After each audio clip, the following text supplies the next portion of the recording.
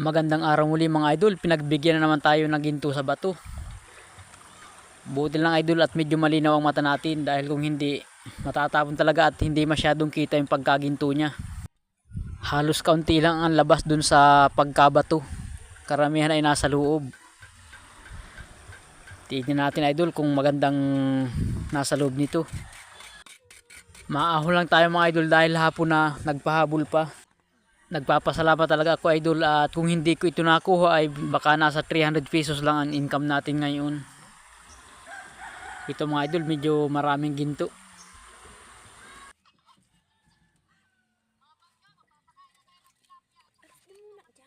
Hindi ko yan idol binasag lahat at baka magtalbuhan. Sayang naman, kaya inunti-unti ko lang na pitpit.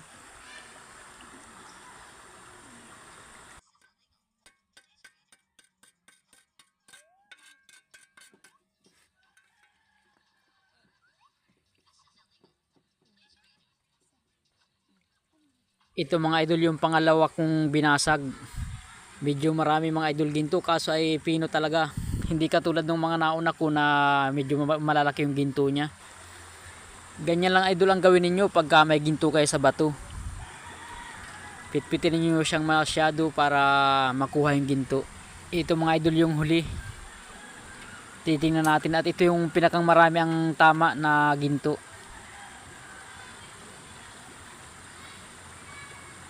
Madami-daming pera na rin ito mga idol, kahit ito ay maliit na bato lamang. Yan mga idol, nasa taas na yan, siya yung ginto. Naiwan siya lagi sa taas at mabigat yan. Tatlong pala yung kinabudan mo.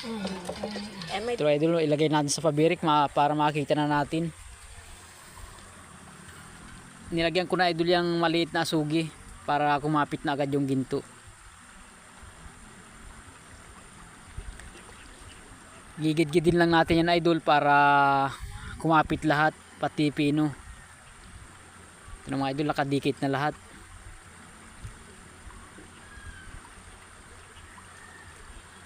Medyo sinuwerte talaga tayo ngayong araw.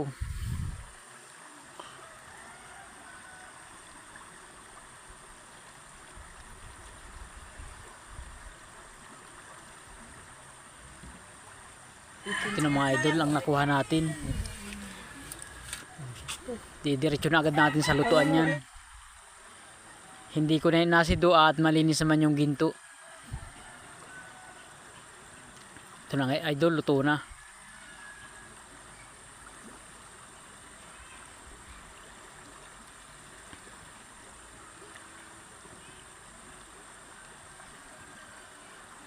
Napakaganda idol ang pagkaluto natin.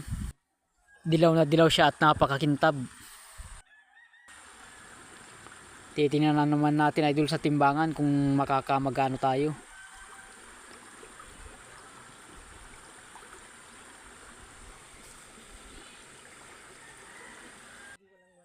Ang naginto natin idol ay 17 palay. Nagkakahalaga ng 1.7. 17. Hanggang dito lang mga idol at maraming salamat.